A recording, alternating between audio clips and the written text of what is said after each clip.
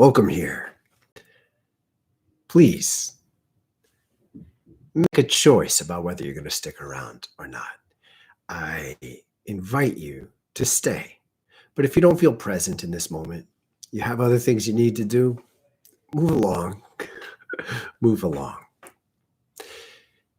If you're going to stay, simple. Find a comfortable way to sit or stand. I highly encourage you to do yoga when you listen to these videos that I create. Keep it simple if you want to. Stay in a pose, come out of the pose, sit down, whatever, explore. Let it be fun. If you don't have fun doing yoga, there's no point in sticking around. Next, try not to have an adversarial relationship with your mind. Welcome. Try not to be aggressive with what is and isn't real. When you find that your mind is doing something, see if you can channel that. There's a big difference between trying to dam up a river and trying to re-steer it a little bit. People often, they fall for the sense that they're supposed to be in such complete control that they can start and stop things in their mind, sort of on a whim. And it's not good. That makes you sick in other ways. The challenge that I encourage you to embrace is how do you tune into what is happening and work with that?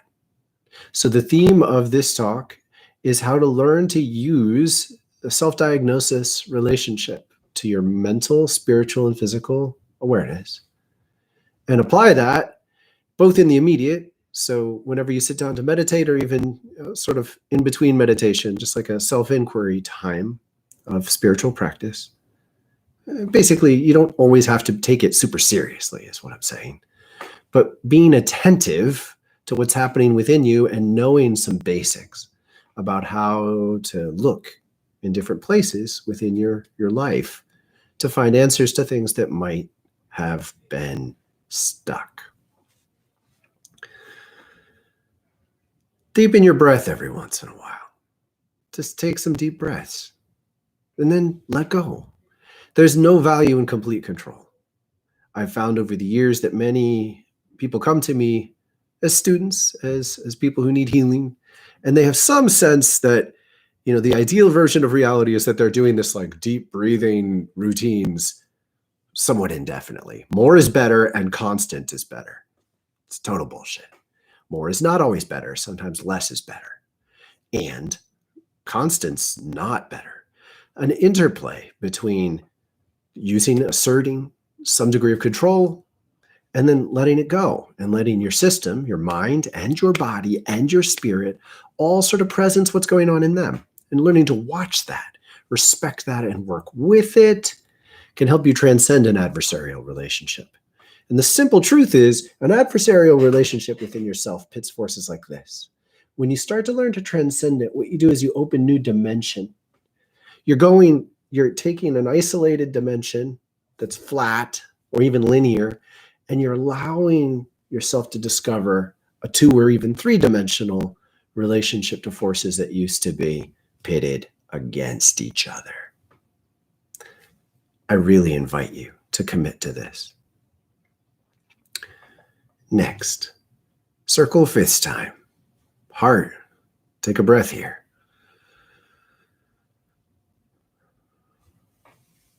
Crown, take a breath. Throat, take a breath. Sacral, take a breath. Nose tip, take a breath.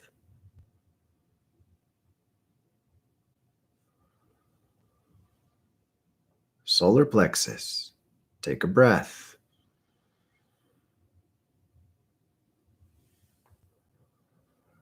Diamond eye, take a breath.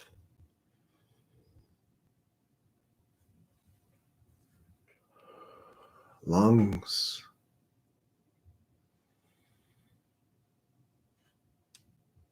root,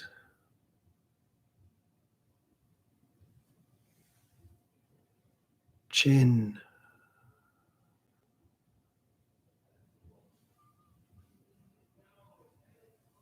navel,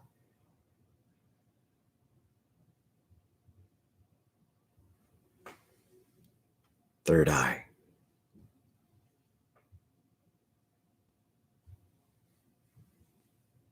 heart. Memorize it. Memorize it.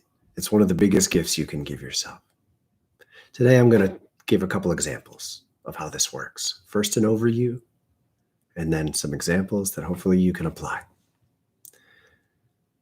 What we are doing mathematically is relating vibrations that are in strong relationships of 3 to 2 and 4 to 3. You don't need to know it, just recognize that these are strong harmonic relationships that are based in math. When frequencies have an elegance, a mathematical elegance to them, and small ratios, 3 to 2 and 4 to 3, mean that when you make waves in those relationships, they cross frequently and they look pretty if you map them together. By allowing yourself to prioritize the relationships between chakras with these frequencies, you learn to discern the difference between some forces and others and how they relate. This cycle begins and ends at the same point, no matter where you start, the same chakra, the same energy center. Start with the heart. I almost always start with the heart. Sometimes I start with the root if I'm not very grounded.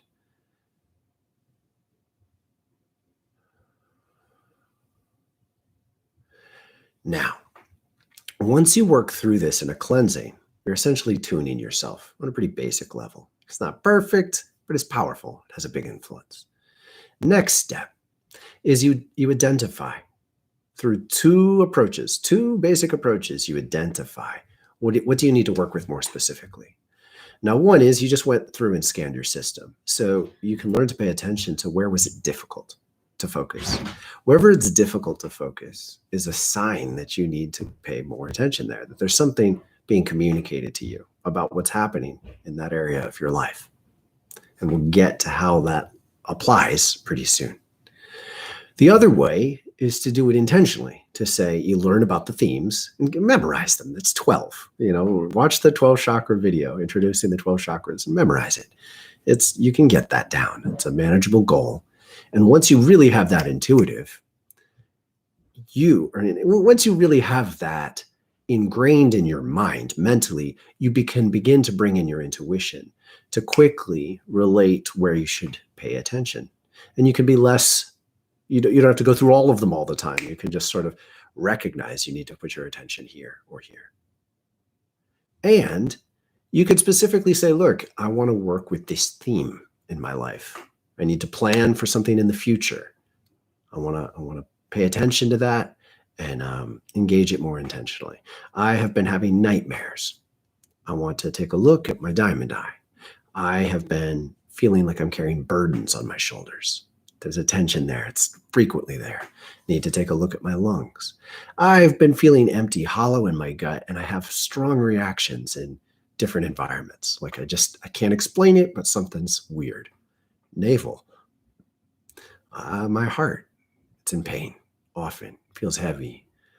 Maybe it's broken on some level. Need to pay attention to my heart. Headaches. There's a pain in my head in a way that I not only can't explain, but it's agonizing. I can't get away from it. Any of these things, they're obvious challenges.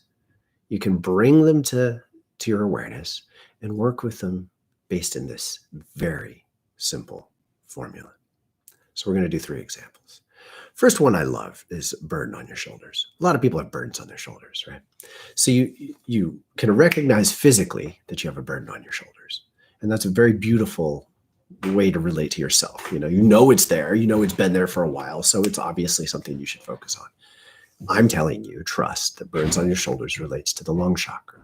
The lung chakra has to do with planning and the kind of decisions you're making. Immediately, there's just this constant dysfunction that happens where people make commitments based in the wrong reasons.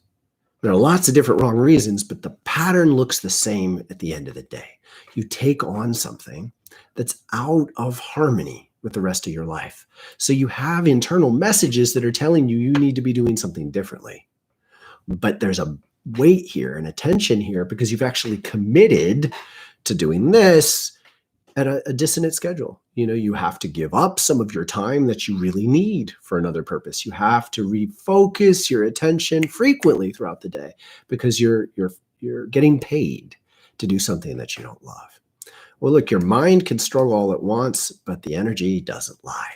And when the energy keeps resonating out of harmony, it will make your physical body tense. So when a lot of people don't know how to feel energetics yet. This is the way to learn. And one of the reasons people don't know how to feel energetics is because it's painful. In many ways, you might be ushered into this world of awareness from a time in your life when you've really been forced to numb these forces out because you're living a numb or dissonant life. You're making choices that aren't good for you. And why would you want to pay attention to this? Why would you want to feel it more? It hurts. Well, if you don't commit to learning to feel this and work with it, you won't be able to change. The pain in this case is not really the problem. The poor choices are the problem. So, what do you do about it? Well, unfortunately, in many cases, what people want to do just is get rid of it. And just getting rid of attention is not going to resolve it. Now, it is helpful to be able to change it. And as you progress in energetic techniques, you will be able to. However, if you want to deal with it long term, I'm inviting you into the magical diagnostic capacity of the circle of fifths, the key ring. All you do is look at the chakra before and after the one you're working on in the cycle. That's it. And it often unveils unbelievable insight into what's going on. Lungs. So in the cycle, before the lungs is the diamond eye. After the lungs is the root. Think about what that means in relation to each other. So you may have identified you're carrying attention in your shoulders, but perhaps you don't even know what it is. Maybe when you focus in on this energy, you don't know how to be intuitive yet. You don't know how to read an energy psychic screen. You can't pick up on the signs, but you can think about other areas of your life. So when you know there's a tension here, you look at your diamond eye. How's your dreaming been? I'm telling you it's crucial to resolving what's going on here for two reasons. Dreaming is dreaming. It's both levels of dreaming, meaning what are your dreams? What are your long-term dreams for yourself? This is an energy that transcends normal thinking. It has a bit of an existence of your own because this is your spirit. This is your spirit writing life with you. This is the spirit of the earth writing life with you. So you can't just turn it on or off. You can adjust it, you could suggest edits, but if there's a dream calling you, you can't necessarily just make it go away. So be honest with yourself. First of all, are you in tune with what your dreams are? Be honest. Second of all, how are you actually dreaming at night? At night, do you remember your dreams? Are they confusing, good, bad, promising? What are you learning there? It's time to pay more attention. And you can trust that because I'm centering you on this diagnosis. We're working with the lungs. The two chakras that are most important to learn about with the lungs are before and after the lungs and the key ring, the diamond eye and the root. So you know that dreams are an important part of this understanding. Other side of the key ring, the root. What are your commitments in your community? First of all, what are you? What's your role? Do a lot of people know you as the same person? Do you have a job? Are you a barber? Are you a driver? Are you a doctor? Are you what? What are you? Now, for people who have a consistent role that a lot of people understand, there's a fair amount of stability. Then the question is that good for you? That could be a good or bad thing. If you don't really like your job, that could be a terrible thing because you can feel really trapped. Could be a big part of having tension in your shoulders. Along with that comes, are your needs getting met? So who you are in your community is also related with what are you getting from that? Ideally, you must dream for a wonderful life, or this process won't work. This process is designed to get you into the best, all right? Your spirit wants the best for you, whether your mind agrees or not. Our mind is often defined in relation to trauma and insecurity and hopelessness and like all sorts of negative things that need healing. But your mental conclusions might be playing it safe too much. Your spirit doesn't work like that. Your spirit is driving for awesome. And what that means is your role shouldn't just be a trade. You need to aim to love what you're doing and be compensated in a way that's a deep blessing to you. Both. Your needs need to be met through doing something you love. That's what spiritual energy wants for you. And often people are committed to daily patterns, going to a job or, like meeting people at particular times or meeting a kind of person frequently that are not in harmony with what their true spirit wants in their root, their raw needs and their raw desire to be a healthy person within the community you share. So when you're honest with yourself, what are your actual needs? Not what do you wish your needs were? What are your actual needs? What are you actually doing with your time in your community? And how do those things relate to each other and fit in to your hopes and prayers and dreams? So these two chakras on either side of the one you've identified as the core challenge are exactly the places to look to begin to expose and unravel how you can live a better life and make better patterns inhabit you, live in your spirit. How can you let your spirit show you how to make better choices? Let's use another example. I love this one, okay? I love this one. One of the first things that happens for many people when they're awakening spiritually, which means you're starting to get in touch with spiritual energy, but you don't necessarily have the language or the trust to know how to understand all the signals you're getting. So one of the first things that happens is people have a strong reaction against other people or environments, places, parties they go to, a bar they go to or a club or something like that. And often their mind is opposed to what is happening within them. And they can look erratic, even sick to other people, making confusing decisions, just wandering away without telling their friends goodbye, not showing up when they've said they would, because they're not at peace with what they need. Now, I'm telling you, this is a gut instinct. I'm telling you, your gut literally tells you these things, often through an emptiness or through a pain. Now, those things are communicating different things, but you don't even need to recognize it first. All you need to recognize is something is weird. Something is drawing your attention that's probably unpleasant in your navel. Navel is right at the belly button. So when you begin to focus here, focus more, meditate on it. You do exercise with it. You do the 3-minute meditation. For any of the chakras you're working with, do the 3-minute meditation. It's not all that long. You can do it. And then after those 3 minutes, you focus in again and you say, what do I pick up? Now, you do that work first, just working with the one chakra. Same thing with the lungs when we were doing it before. Now we're doing it with the navel.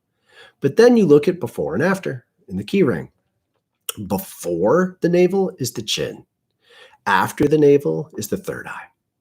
Now notice those are two apart, okay? So the two crucial chakras in relationship to any chakra are two apart. And there's a lot of math and music theory involved in why. Just get used to it so you really memorize it, so you can quickly identify. The navel works with the chin and the third eye in this cycle. So then you look at these themes. The chin is about transformation. It's about trance. It's about when you enter a state of consciousness before you really know what it means, before you can identify it. I like to call this the no prenup chakra, which means reality is pulling you. When you have things happening in your chin chakra, it means reality is pulling you in a direction that you're blindfolded and you don't get promises of what's going to happen. Mostly because you're not qualified. When your chin is speaking up, it's telling you you're not qualified to negotiate ahead of time. You just need to do this.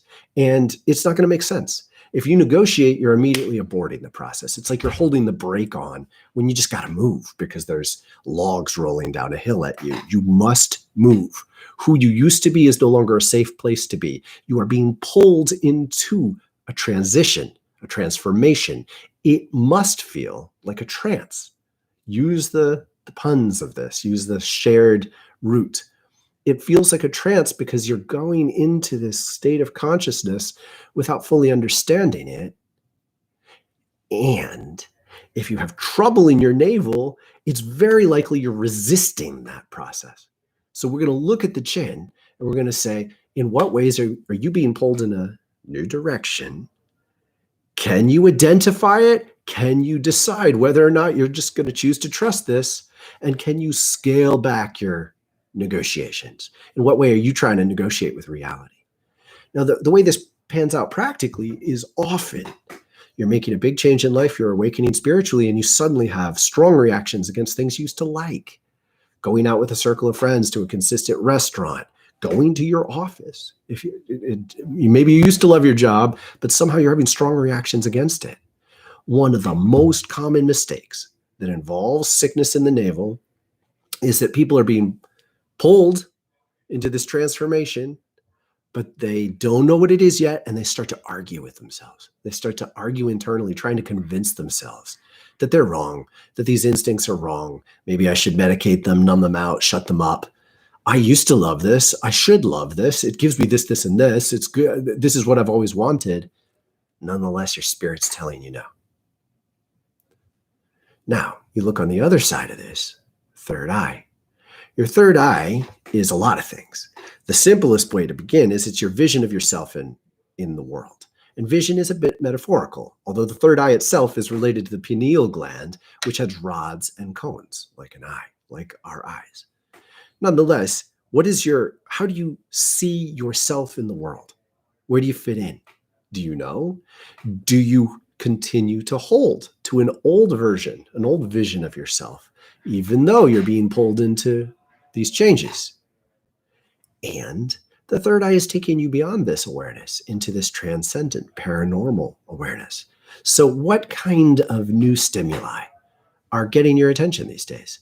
Are you sort of like going into a dreamy space, daydreaming, during waking hours and getting anything that might be a hint of, something new and healthy in your life? Are you not able to enjoy things you used to be able to enjoy? What is different? What is changing? When you know that you are having strong reactions in a gut instinct kind of way that don't make sense, you want to look at your chin and your third eye to give you hints about what's going on and to create context. And you want to stay focused here. Now, there's more work we can do, but this is a lot. You can do a lot with just this range of questions that we recently raised. All right, one more. Heart. This is great. Most people can have some relationship to the idea of a broken heart. If you use the term broken heart, people know what you mean. But you might not recognize how vivid this is, how tangible this is. A broken heart happens.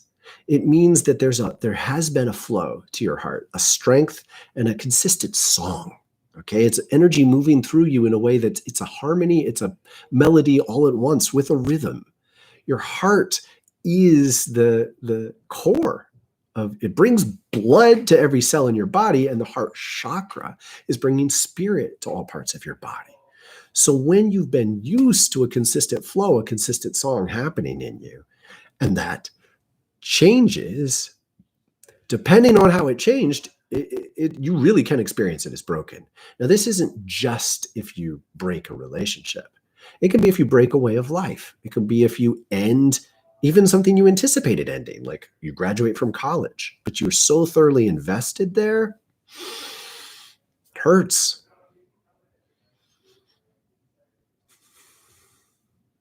Not only does it hurt, but if you are still holding in too strong a way to where you used to be, to an expectation of your old relationship to the world, you won't be open, you won't be free to recognize where you need to be now. and where you need to be moving into the future. So first level, you feel and breathe here. You should be doing this several times a day, every day. I cannot encourage you enough, and should use it. Feeling with your heart, deep breaths, a couple minutes. Please do this for yourself. And when you do it for yourself, it's gonna tell you stuff. What does your heart say? Well, its basic level is, does it feel good? Does it feel bad? Can you change it easily, or can you not change it at all? Is it tense? Is it constrained? Is it open? You can learn these things. If you can't get it immediately, you can get it soon. Next, once you've identified that there's enough going on here that you really need to give extra attention, then you look before and after in the key ring. Before, third eye. Now, the key ring cycle goes all the way around in a circle for mathematical reasons, just like music. The circle of fifths. Ask a musician friend about it. They're going to love this stuff. The circle of fifths goes in a circle, and it puts all 12 notes in a circle, and it defines the mathematical foundations of why 12 is such a sacred cycle. Because 12 is complete. It makes musical notes, covers a range of harmonies. It's all we need to make a piano and every major Western instrument. And I say Western because in India, they often do make notes halfway in between, which is like two overlapping cycles. Very intricate, takes a different kind of ear to hear, and you don't need to be concerned about it. When you think about this cycle from the heart, you reach back, you get the third eye. You reach forward, you get the crown. When you look backwards in the cycle, and the energy wants to go in this cycle, forwards and backwards, like I'm saying. So it has a tendency to move from the third eye to the heart, to the crown, to the throat, to like that. So when you look back, you're saying, what is your vision of yourself? If you've just graduated college, you had an understanding of yourself in college. It was reinforced by enough people to keep it consistent. It was reinforced by your family and your old friends as you went home to visit them. And then you leave and your vision of yourself changes. Now, if you're stepping into something that you are working towards, chances are that's relatively fluid. If you end up in a different kind of relationship with the world, you end up with a different job than you expected, or the job and the career path you follow doesn't end up feeling or being anything close to what you anticipated, chances are your heart's going to have some trouble. And you have to look to your third eye to understand why. When you take it forward, you look at the crown. The crown is your spiritual guidance system. The crown is your direct relationship to divinity. Your crown is often one of the least accessible places for someone spiritually. But if you look there on your own without me explaining it, it will draw your heart into its new direction. And I can't invite you enough to explore that on your own. And that's where I'll leave you. Much love.